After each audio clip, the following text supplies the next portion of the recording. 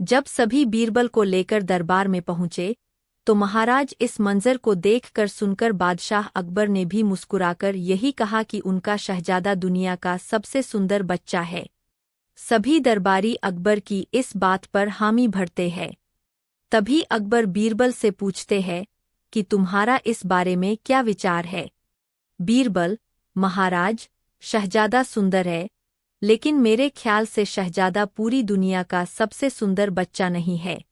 अकबर: बीरबल, तुम्हारे कहने का क्या मतलब है कि शहजादा सुंदर नहीं है? बीरबल: नहीं नहीं जहांपनाह, मेरा कहने का मतलब यह नहीं था। आप मेरी बात का गलत मतलब न निकालें।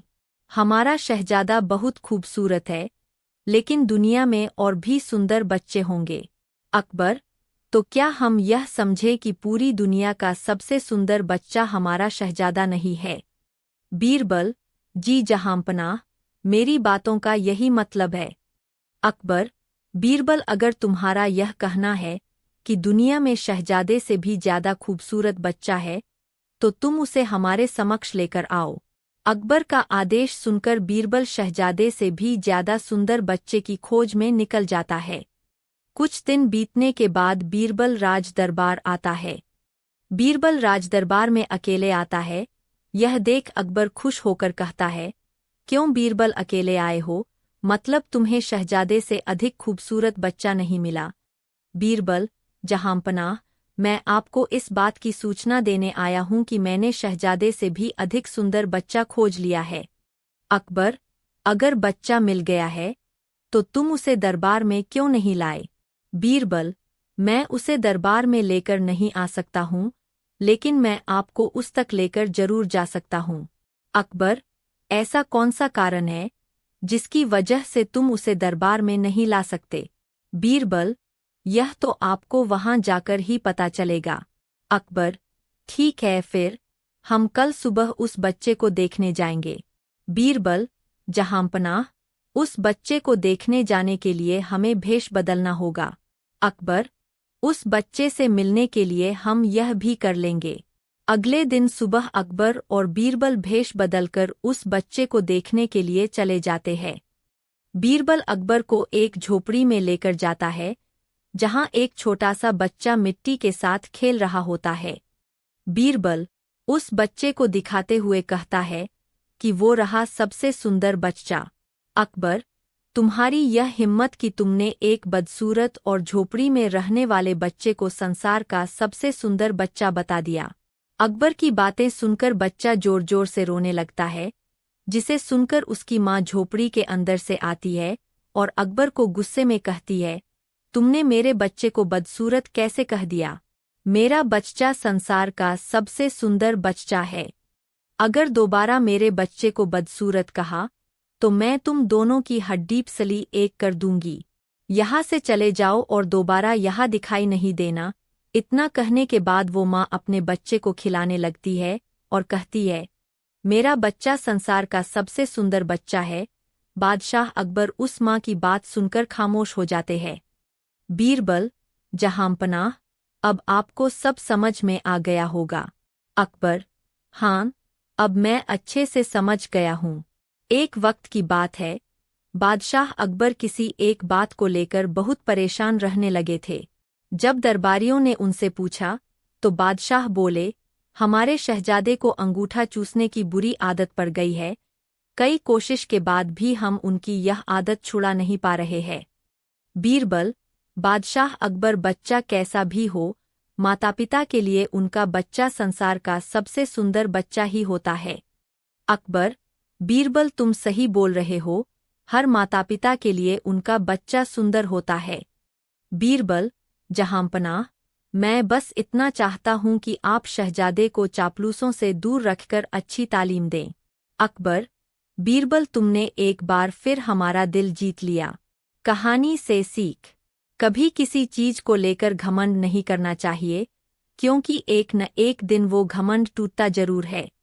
बादशाह अकबर की परेशानी सुनकर किसी दरबारी ने उन्हें एक फकीर के बारे में बताया, जिसके पास हर मर्ज का इलाज था। फिर क्या था? बादशाह ने उस फकीर को दरबार में आने का निमंत्रण दिया। जब फकीर दरबार में आया तो बादशाह अकबर ने उन्हें अपनी परेशानी के बारे में बताया। फकीर ने बादशाह की पूरी बात सुनकर परेशानी को दूर करने का वादा किया और 1 हफ्ते का समय मांगा। जब 1 हफ्ते के बाद फकीर दरबार में आया तो उन्होंने शहजादे को अंगूठा चूसने की बुरी आदत के बारे में प्यार से समझाया और उसके नुकसान भी बताए। फकीर की बातों का शहजादे पर बहुत प्रभाव पड़ा और उसने अंगूठा न चूसने का वादा भी किया। सभी दरबारियों ने यह देखा तो बादशाह से कहा, जब यह काम इतना आसान था तो फकीर ने इतना समय क्यों लिया? आखिर उसने क्यों दरबार का और आपका समय खराब किया? बादशाह दरबारियों की बातों में आ गए और उन्होंने फकीर को दंड देने की ठान ली। सभी दरबारी बादशाह का समर्थन कर रहे थे, लेकिन बीरबल चुपचाप था। बीरबल को चुपचाप देख अकबर ने पूछा, तुम क्यों शांत हो बीरबल? बीरबल ने कहा, जहांपनाह गुस्ताखी माफ हो, लेकिन फकीर को सजा देने के स्थान पर उन्हें सम्मानित करना चाहिए और हमें उनसे सीखना चाहिए। तब बादशाह ने गुस्से में कहा, तुम हमारे फैसले के खिलाफ जा रहे हो। आखिर तुमने ऐसा सोच भी कैसे लिया? जवाब दो। तब बीरबल ने कहा, महाराज, पिछली बार जब फकीर दरबार में आए थे तो उन्हें चूना खाने की बुरी आदत थी। आपकी बातों को सुनकर उन्हें अपनी गलती का एहसास हुआ। उन्होंने पहले अपनी इस गंदी आदत को छोड़ने का फैसला लिया, फिर शहजादे की गंदी आदत छुड़ाई। बीरबल की बात सुनकर दरबारियों और बादशाह अकबर को अपनी गलती का एहसास हुआ और सभी ने फकीर से क्षमा मांगकर उसे सम्मानित किया। कहानी से सीख, हमें दूसरों को सुधारने के पहले खुद सुधरना चाहिए, इसके बाद ही दूसरों को ज्ञान देना चाहिए। बादशाह अकबर और बीरबल हमेशा की ही तरह एक दिन बैठकर अपनी प्रजा के बारे में बात कर रहे थे। बातों ही बातों में बादशाह ने कहा कि बीरबल, तुम्हें पता है हमारी प्रजा बेहद ईमानदार है। इसका जवाब बीरबल ने ये कहते हुए दिया कि बादशाह सलामत, किसी भी राज्य में लोग पूरी तरह से ईमानदार नहीं होते हैं, सारा जग ही बेईमान है। बादशाह को बीरबल की यह बात पसंद नहीं आई। उन्होंने पूछा, बीरबल, तुम ये कैसी बात कर रहे हो? बीरबल ने उत्तर दिया कि मैं एकदम सत्य कह रहा हूँ। आप चाहो तो मैं अपनी बात अभी साबित कर सकता हूँ। इतना आत्मविश्वास देखकर बादशाह बोले, ठीक है, जाओ तुम अपनी बात को सच साबित करके दिखाओ। बादशाह अकबर से इजाज़त मिलते ही बीरबल पूरी प्रजा की बेईमानी बाहर लाने के लिए तरकीब सोचने लगे। उनके मन में हुआ कि लोग खुलकर बेईमानी नहीं करते हैं, इसलिए कुछ अलग करना होगा। यह सोचते ही उन्होंने पूरे राज्य में यह ऐलान कर दिया कि बादशाह एक बड़ा सा भोज करना चाह रहे हैं। उसके लिए वो चाहते हैं कि पूरी जनता अपना योगदान दे। बस आप लोगों को ज्यादा कुछ नहीं, 1 लोटा दूध पतीले में डालना होगा, इतना ही प्रजा की तरफ से काफी है। इस बात का ऐलान करवाने के बाद जगह पर 1-2 बड़े-बड़े पतीले रखवा दिए गए। इतना बड़ा पतीला और राज्य की जनसंख्या को ध्यान में रखते हुए उसमें लोगों ने शुद्ध दूध डालने के बजाय पानी मिला हुआ दूध डाला। किसी ने तो सिर्फ पानी ही डाल दिया। हर किसी के मन में यही होता था कि सामने वाले ने तो दूध ही डाला होगा। अगर मैं पानी या पानी मिला हुआ दूध डाल दूंगा तो क्या ही हो जाएगा। शाम तक पतीलों में दूध इकट्ठा हो गया। बीरबल अपने साथ बादशाह अकबर और कुछ रसोइयों को उन जगहों पर ले गए जहां पतीले रखे गए थे। बादशाह ने जिस भी पतीले में देखा तो दूध नहीं, सिर्फ सफ़ेद पानी ही दिखा। रसोइयों ने भी कहा कि महाराज, ये दूध नहीं है, ये सारा पानी ही है। इसमें मुश्किल से आधे से 1 लोटा दूध होगा, जिसकी वजह से इसका रंग हल्का सफ़ेद है, वरना ये पानी से ज्यादा कुछ नहीं। इन सारी चीजों को देखकर बादशाह अकबर हैरान हो गए। उनके मन में हुआ कि मैं तो सबको ईमानदार समझता था, लेकिन बीरबल की ही बात सच निकली। उन्होंने बीरबल को कहा कि तुम ठीक ही कहते थे, मुझे हकीकत समझ आ गई है। इतना कहते हुए बादशाह, बीरबल और रसोइये वापस महल आ गए थे। तुम्हारा यह कहना है कि दुनिया में शहजादे से भी ज्यादा खूबसूरत बच्चा है, तो तुम उसे हमारे समक्ष लेकर आओ। अकबर का आदेश सुनकर बीरबल शहजादे से भी ज्यादा सुंदर बच्चे की खोज में निकल जाता है। कुछ दिन बीतने के बाद बीरबल राज दरबार आता है। बीरबल राज दरबार में अकेले आता है। यह देख अकबर खुश होकर कहता है, क्यों बीरबल अकेले आए हो? मतलब तुम्हें शहजादे से अधिक खूबसूरत बच्चा नहीं मिला? बीरबल, जहांपनाह, मैं आपको इस बात की सूचना देने आया हूं कि मैंने शहजादे से भी अधिक सुंदर बच्चा खोज लिया है। अकबर, अगर बच्चा मिल गया है तो तुम उसे दरबार में क्यों नहीं लाए? बीरबल, मैं उसे दरबार में लेकर नहीं आ सकता हूँ, लेकिन मैं आपको उस तक लेकर जरूर जा सकता हूँ। अकबर, ऐसा कौन सा कारण है जिसकी वजह से तुम उसे दरबार में नहीं ला सकते? बीरबल, यह तो आपको वहां जाकर ही पता चलेगा। अकबर, ठीक है, फिर हम कल सुबह उस बच्चे को देखने जाएंगे। बीरबल, जहांपनाह, उस बच्चे को देखने जाने के लिए हमें भेष बदलना होगा। अकबर, उस बच्चे से मिलने के लिए हम यह भी कर लेंगे। अगले दिन सुबह अकबर और बीरबल भेष बदलकर उस बच्चे को देखने के लिए चले जाते हैं। बीरबल अकबर को एक झोपड़ी में लेकर जाता है, जहां एक छोटा सा बच्चा मिट्टी के साथ खेल रहा होता है। बीरबल उस बच्चे को दिखाते हुए कहता है कि वो रहा सबसे सुंदर बच्चा। अकबर, तुम्हारी यह हिम्मत कि तुमने एक बदसूरत और झोपड़ी में रहने वाले बच्चे को संसार का सबसे सुंदर बच्चा बता दिया। अकबर की बातें सुनकर बच्चा जोर जोर से रोने। बादशाह अकबर के दरबार में बीरबल सबसे ज्यादा बुद्धिमान और चालाक आदमी थे। अक्सर अकबर उनकी तारीफ किया करते थे और इसी कारण बाकी के लोग उनसे जलते थे। एक दिन अकबर ने भरे दरबार में बीरबल की तारीफ कर दी, जिससे दरबार में बैठे एक मंत्री ने उन्हें चुनौती दे दी। उसने कहा, महाराज अगर इतने ही बुद्धिमान हैं तो वो बैल का दूध लेकर दिखा दे। सभी लोग हैरान हो गए। बादशाह खुद सोच में पड़ गए कि ये कैसे संभव है, लेकिन तभी बीरबल ने खड़े होकर इस चुनौती को स्वीकार कर लिया। इसके बाद बादशाह अकबर से अगले दिन की मोहलत लेकर घर चले गए। उसी रात जब अकबर सो रहे थे तभी उनके महल के बाहर कुछ बहुत जोर से खटखट की आवाज आने लगी। अकबर नींद से जाग गए और उन्होंने सिपाहियों को बुलाकर कहा, इतनी रात में कौन है जो ये शोर कर रहा है?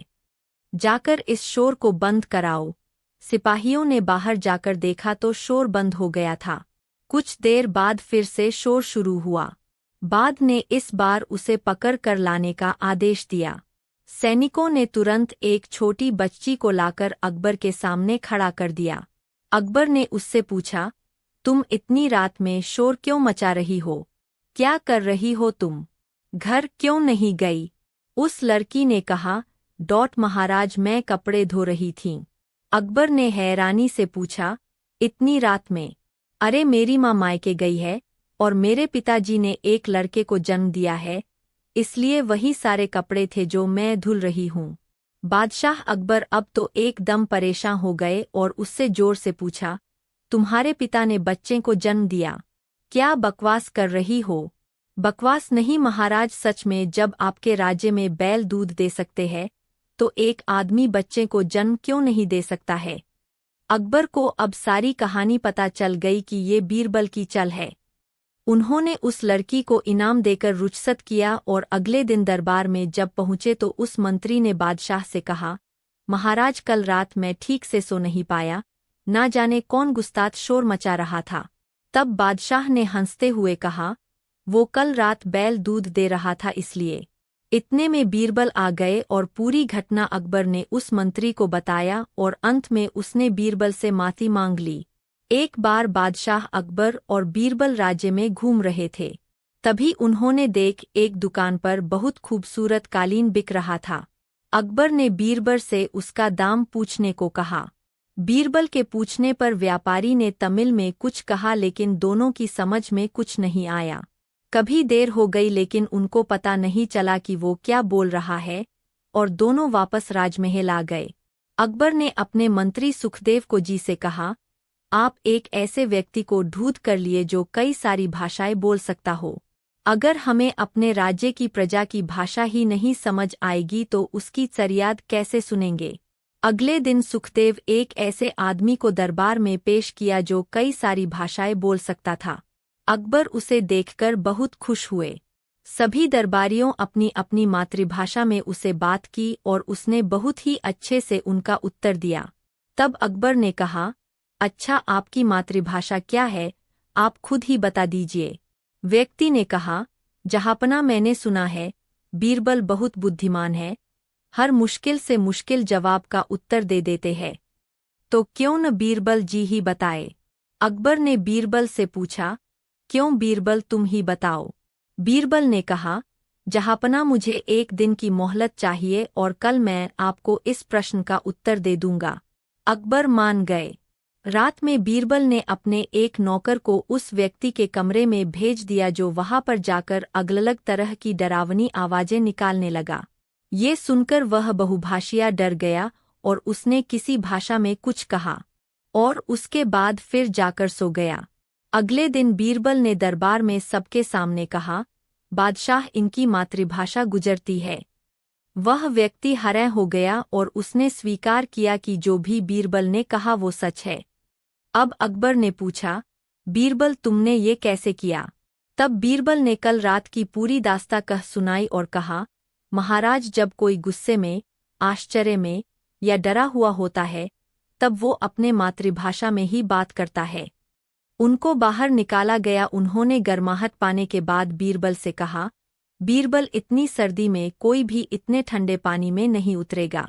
तभी बीरबल ने उनकी बात काटते हुए कहा, नहीं जहांपना, हमारे राज्य में ही बहुत सारे लोग हैं जो पैसों के लिए ये काम कर सकते हैं। अकबर को विश्वास नहीं हुआ और उन्होंने ऐलान कर दिया कि जो भी एक रात बिना कपड़ों के इस तालाब के पानी में बिताएगा उसे 1000 स्वर्ण मुद्राएं इनाम में दिया जाएगा।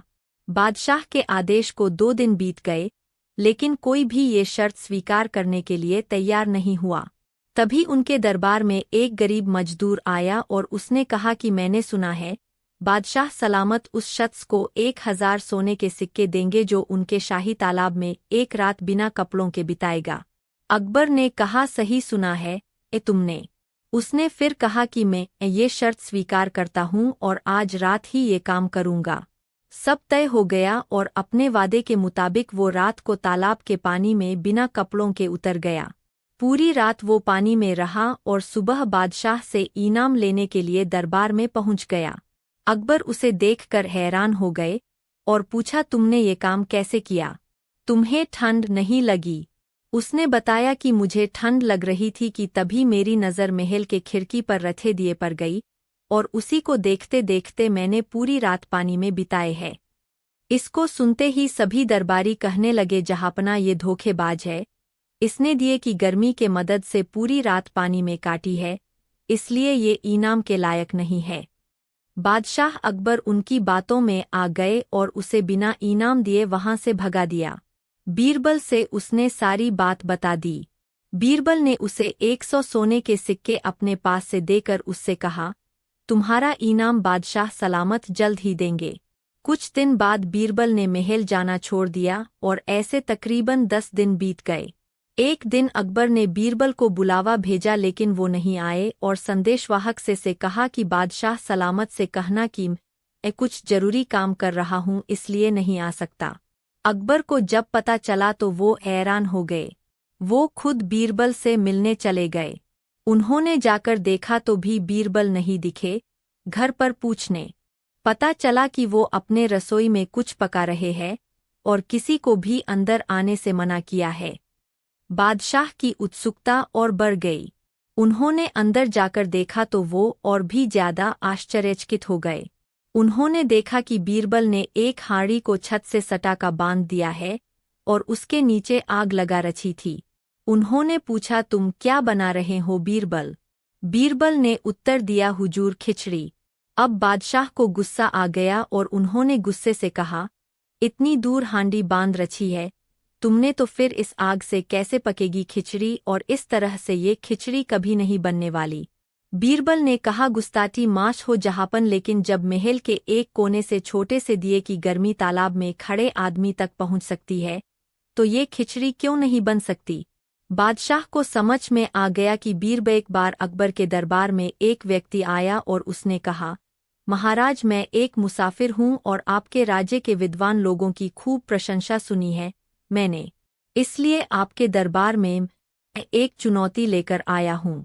अकबर ने पूछा, कैसी चुनौती? तब उस आदमी ने कहा, अगर आपका कोई भी एक विद्वान मुझे 2 दिन के अंदर 7 मूर्ख व्यक्तियों को ढूंढ कर दिखा दे तो मैं आपके दरबार में सारी जिंदगी एक सेवक की तरह काम करूंगा, और अगर ऐसा नहीं हुआ तो आप अपने उस विद्वान को सूली पर चढ़ा देंगे। दरबार में से किसी भी विद्वान ने इस चुनौती को स्वीकार नहीं किया। फिर अकबर ने बीरबल को बुलवाया और कहा, तुम मुझे 7 मूर्ख व्यक्तियों की सूची बनाकर दो गए, नहीं तो तुम्हें शर्त के मुताबिक सूली पर चढ़ा दिया जाएगा।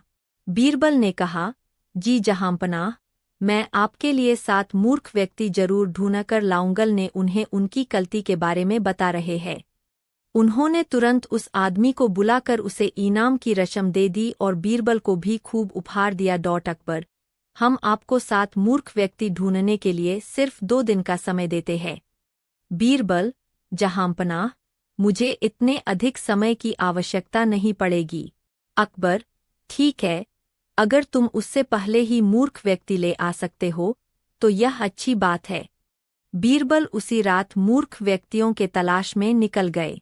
कुछ दूर जाने के बाद उन्होंने देखा कि इतने रात में एक आदमी उन्हें गधे पर बैठा दिखाई देता है, जो सिर पर घास की गठरी रखे हुए था।